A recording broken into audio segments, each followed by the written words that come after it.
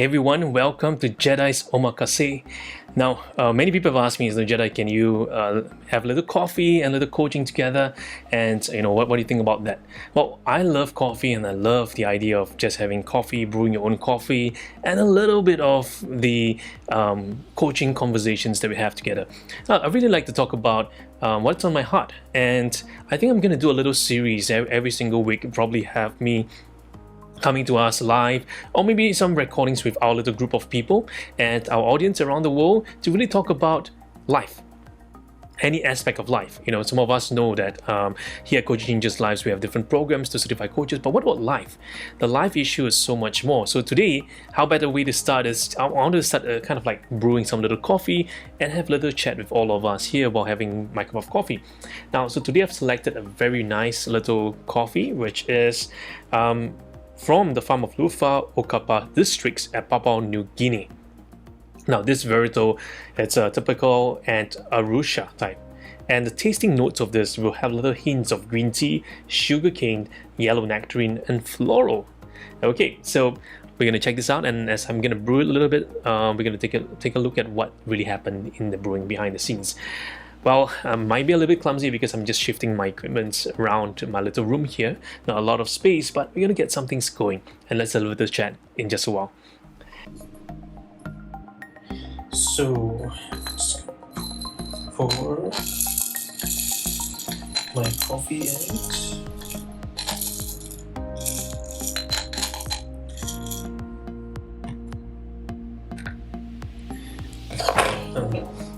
can you smell it? Now this is a very fresh coffee. It's the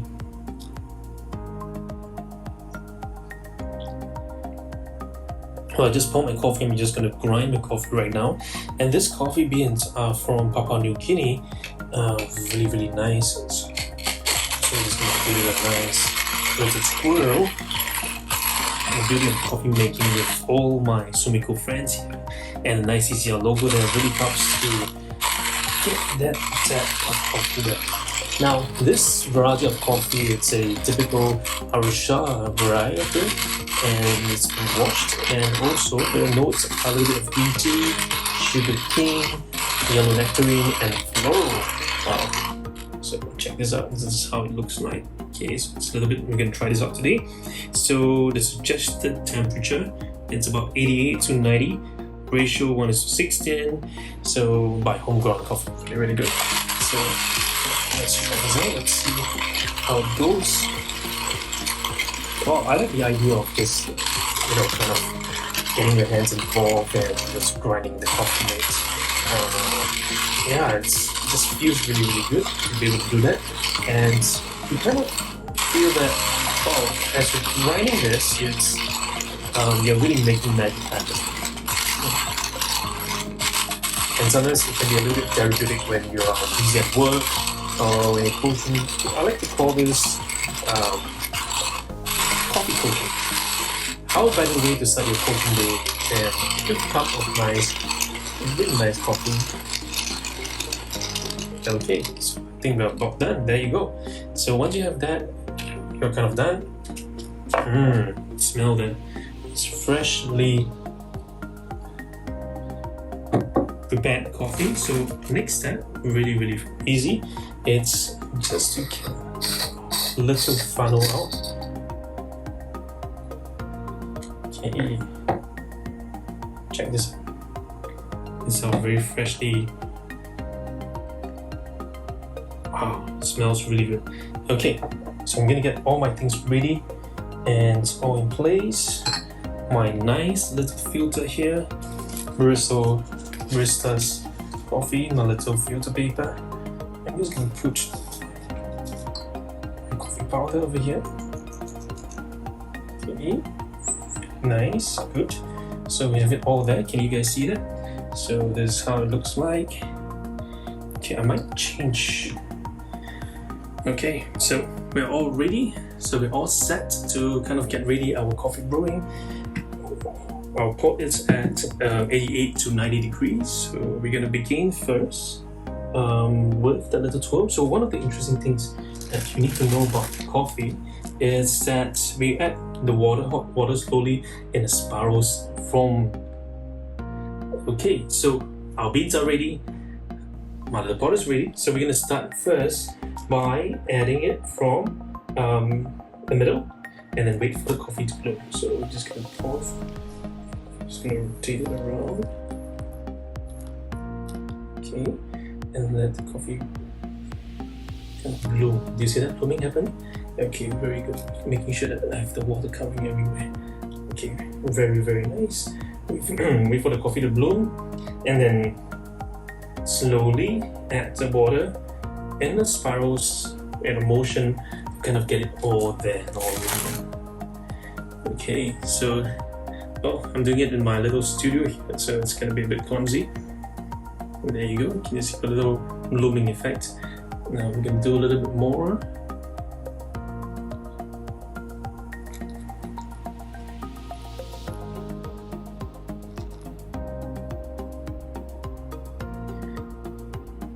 Very nice.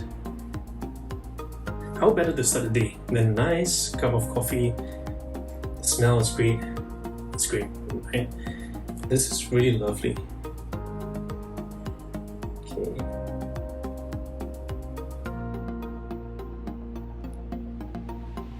Just allowing the coffee to just simmer in.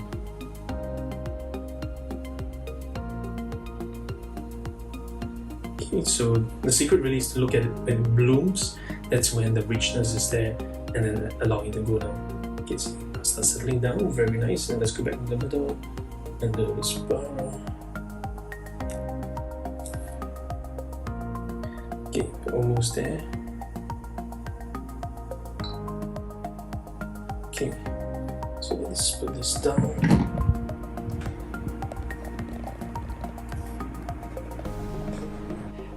Okay, so I had got my little cup of coffee. Let's just smell it first. I think you can really smell that little accent of the fresh coffee, and wow, the aroma is just amazing. You know, there are different kinds of cups that I've learned that this cup it's meant to allow the aroma to seep in.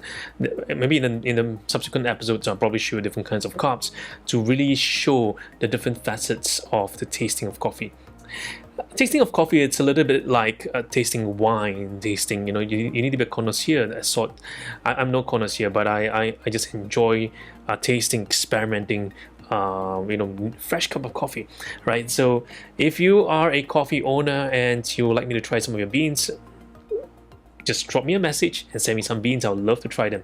Right, I remember one time when I was in Colombia there with Gloria and Blake, and we were having, Gloria was bringing us around. She's from Colombia, and she brought me around to try the different beans there. It's just amazing.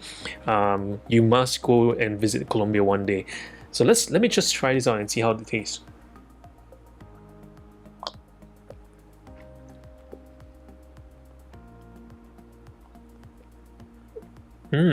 It's actually really good. Wow, and the taste, it's not heavy, it's light, and you can taste that subtle aftertones. The initial first draft that goes in, there's a little hint of sourishness, but it's not sourishness, but it's a little bit more of that that rich coffee aromatics that's just coming in. Whether have I tasted? Yes, a little bit of I can taste a little hint of sweetness within that coffee. I'm trying to sense a little bit of the green tea. I'm not too sure whether is it maybe after a few more sips I might get that, but definitely a little bit of sugary taste and floral. Yeah, in fact, in the aftertaste, there's a little hint of floral taste as well. And I remember eating some Japanese food one day, and the Japanese chef was preparing some sushi, and they said, hey, there's little floral notes. This flower petals, you can actually eat them. And there's this flowers, as you taste them, there's a little sense of the aftertaste. And this aftertaste, it's really rich. I don't know how to describe it. You go to try some flower petals, and it's really absolutely amazing. The aftertaste lingers on behind the back of the palate and really enriches the whole aroma effect. Wow. So today we're going to talk a little bit about Jedi's Omakase, this project, and a little bit about coffee.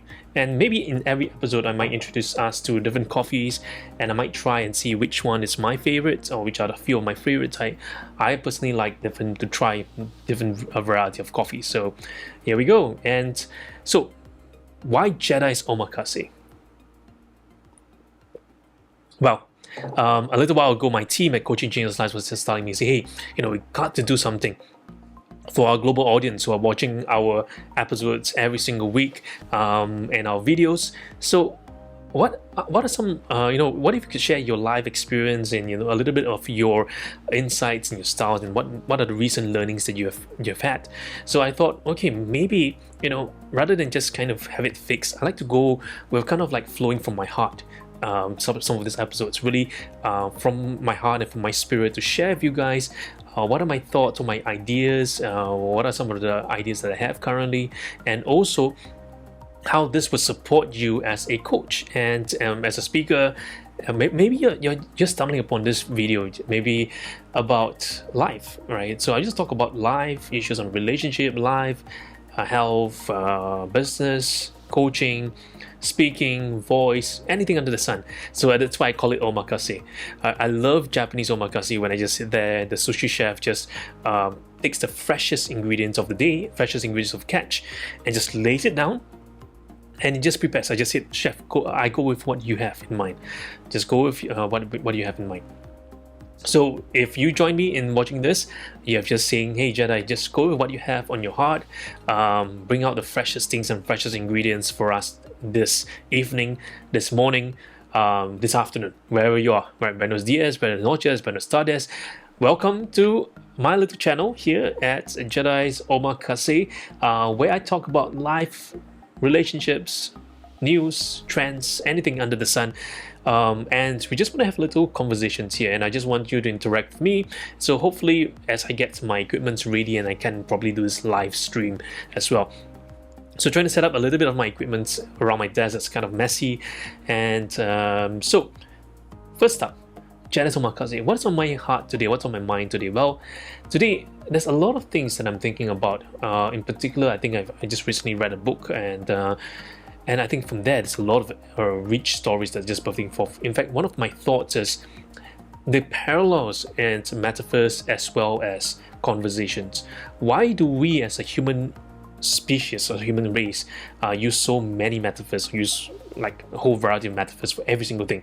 We have metaphors for life, metaphors for business, metaphors for health, and in fact, even this cup of coffee, it's a metaphor. The smell, it's a metaphor. It just stimulates ideas, and I truly believe some of the most creative moments are when you just sit down and allow your mind the space to really float, to really just explore. And I call this the creative moments, or maybe I call it the coffee moments, where you just sit down, just tasting the coffee, not having a specific thought in mind, but just allowing your mind just to rest and just to simmer in the moment. And it's a little bit parallel to the coffee as well. When you have to grind that little coffee, it's just really fun to grind the coffee. And after which, when you do a pour over, you have to swirl it, and you kind of get that richness from it, right? And then what happens after that, you really can taste the little notes coming forth. First, as you pour over the freshly grated coffee beans, you notice a little bloom, right? The little blooming of that thing. Sometimes we call it the bloom. And then once it settles down, you pour it again, there's a little more bloom, and again, until you get the right balance in terms of the ratio of that coffee with the water all together as one.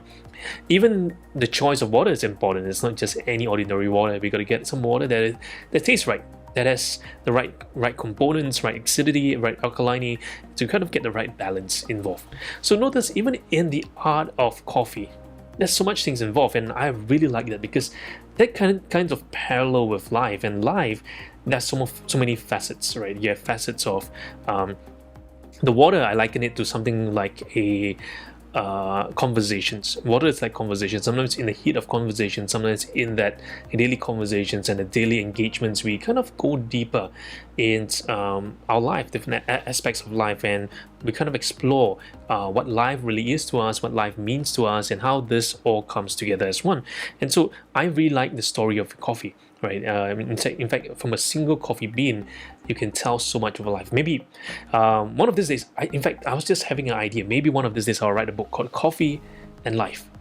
Coffee and Life. Well, if you like this idea, just drop me a comment section below and say, hey Jedi, write the book Coffee and Life. I'll be the first to get it, right? I'll be sure to start it with you. So yeah, I was just thinking about how I can spread my message around the world, because coaching to me, it's really, really important. And more importantly, it's about helping people find a sense of purpose in their life, whichever part of the world you're in. I know we've probably heard this again and again, heard it said so many times, like about life, it's so much more. It's more than just what we do, it's more about what we be.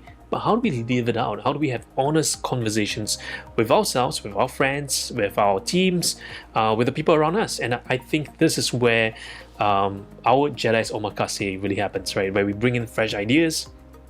I kind of interact with you, get some ideas as well, and with my friends and my peers here. So I have my team, my amazing team behind the scenes, to really support this channel and to really support what we're going to do in the years and months ahead. So, well, today's episode, I want to kind of read something for all of us. I came across this and something really, really, really exciting. Let me find it. So, how many of you have Kindle? You use Kindle? I mean, personally, I've got lots of books behind me, and in my boxes here. But like Kindle has so many things inside this. Well, one of my favorite persons that I like to read from, it's this guy called let me find his book here. Okay.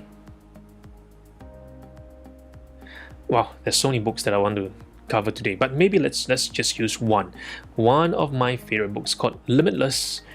I mean, this current season that I've just read, by Jim Quick. If you do not know Jim Quick is the author for memory. He's one of the best brains around, able to memorize. But it's not just that, he's just saying that everyone has the ability to do that as well, right? It's not something that that you can't do it. It's not something just for the geniuses of life, but it's for everyone. Everyone can practice to read better, to memorize things better, to really engage your brains in a more healthy manner.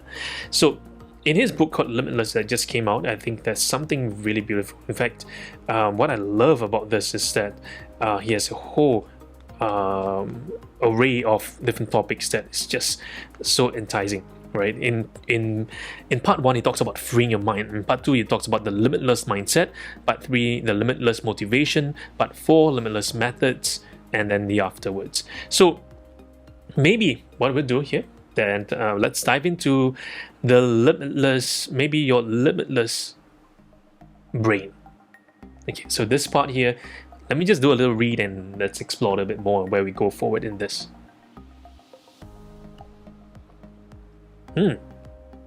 Now, as we're coming towards the bottom of the coffee, there's a different taste right about now. Right? In fact, I'm tasting a little bit more. I would say the after notes of a little bit more floral, a little bit more. I'm not sure if that's the tea taste, but it tastes really good. Yep. Okay.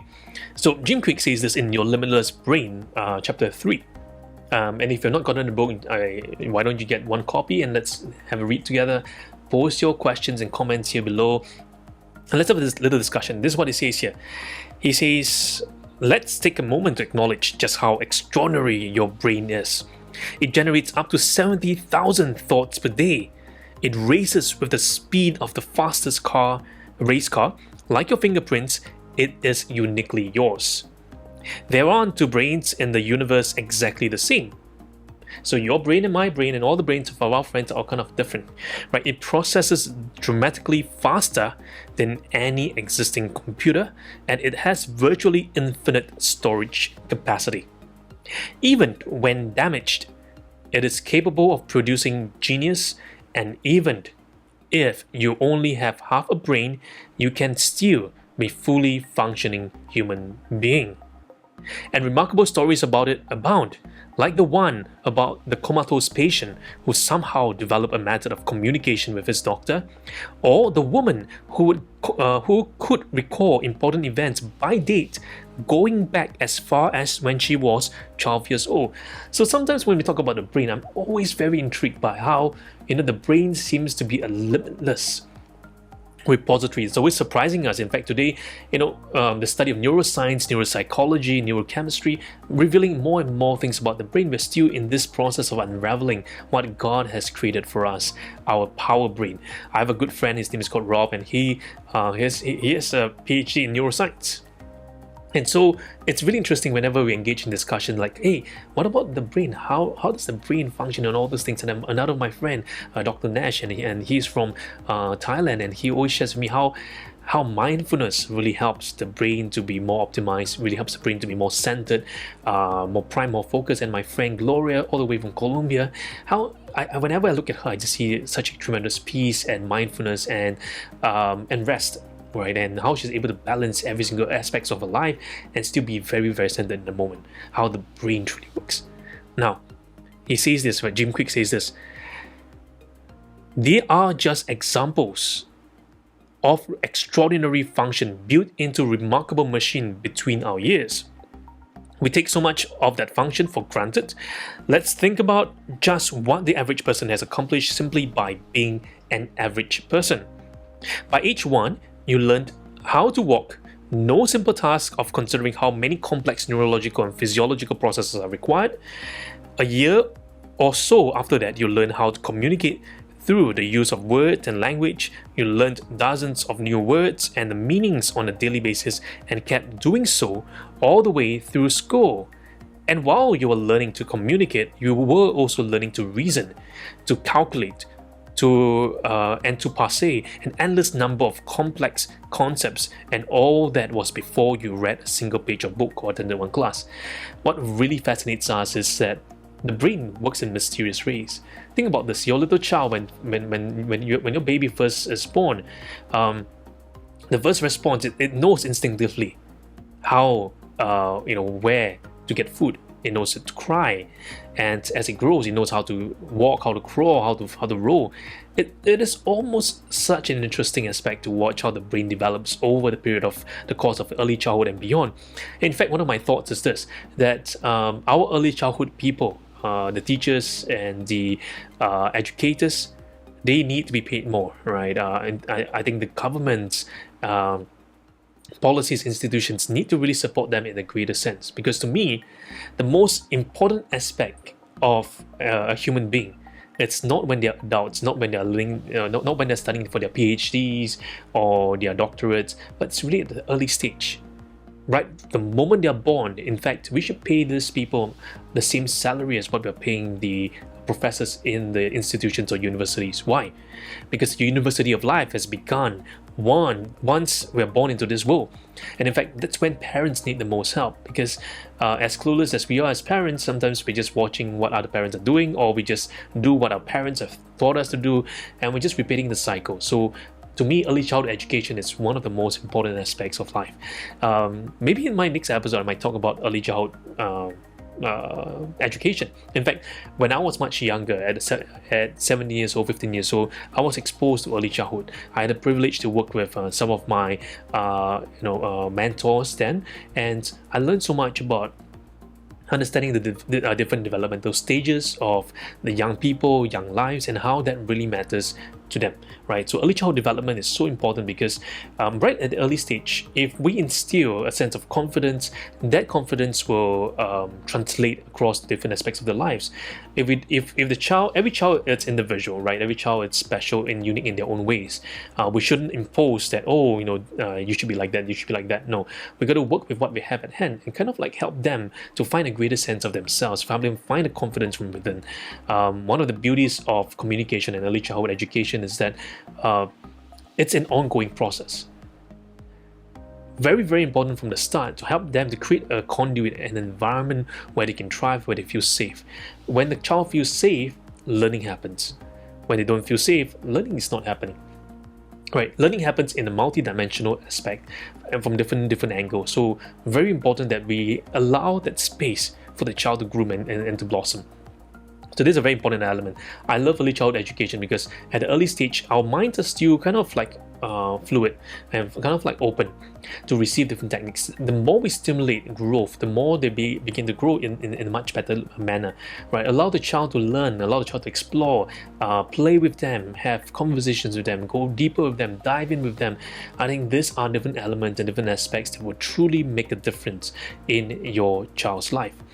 Now, one of the things that I really hope to do is to really run some workshops and masterclasses for parents and for educators on early childhood to really give them communication skills that would stimulate conversations. In fact, if you look around me, I have some of these items around me, which I use a lot in my communication devices. In fact, I have one over here which I use. I call this Little Sharky, right? Little Sharky. And one of the things that I like,